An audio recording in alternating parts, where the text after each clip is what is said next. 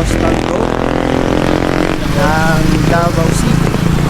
Ayan o, kitang-kita naman. So ito yung roundabout. So may 200 dito. Yung pabalik doon, papunta ng City Hall. Yung area na yun. So pa San Pedro. Tapos dito naman, hindi pa ako familiar sa lugar na yan. Tsaka meron dito. So pwede ka mag-jogging dito sa area na to guys. Lalo na sa gantong oras, pwede. So around 11:50 ng gabi. Pwede ka dumiretso dito. Tapos yung side na to, ibang part naman. So yun nasa gilid na yan, yan naman yung dagat sa area na yan. So puntahan din natin yan. Balik tayo doon para makatawid tayo. Yung highway. Tapos may mga puno-puno sa gilid, sa side. Tapos dito pwede mag-jogging. Pwede ka tumakbo-takbo or mag-bike. So itong area na yan, maglakad-lakad mo yan. Tapos doon sa kabila. So perfect na perfect. Pwede sa mga gusto mag-jogging, mag-walking, mag-biking, or kung ano pa mang sports. Kasi dito mahangin, maliwalas, may mga puno pa at napakaganda sa area na to. Talagang safe na safe. Tapos meron pa ditong mga parking area na pwede ka mag-park dito sa side na yan, which is doon kami nag-park. Ngayong gabing to, 11 PM na, pero napakaganda pa rin dito sa Coastal Road.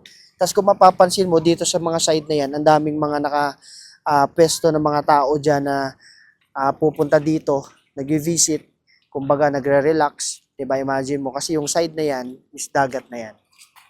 So, napakaganda dito. Diba? Talagang magre-relax ka dito at talagang hindi ka mahirapan dito at di ka ma-stress dahil nga napakaganda ng lugar at napakaganda ng area. Pwede ka pa maglakad-lakad. Dagat. Nakikita mo dyan. Diba? So, ayan. So, ito. Dito na tayo sa Davao City. Sirbol na. Kitang-kita. Ang area na to. Ayan o, daming tao pa dito guys. Kahit 11:50 PM na ng gabi. Sobrang daming tao pa. Ayan o. Diba? Napakaganda dito.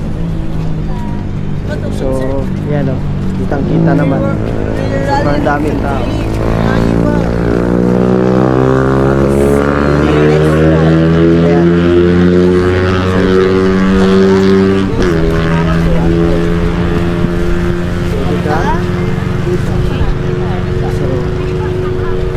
Kitang-kita mo talaga.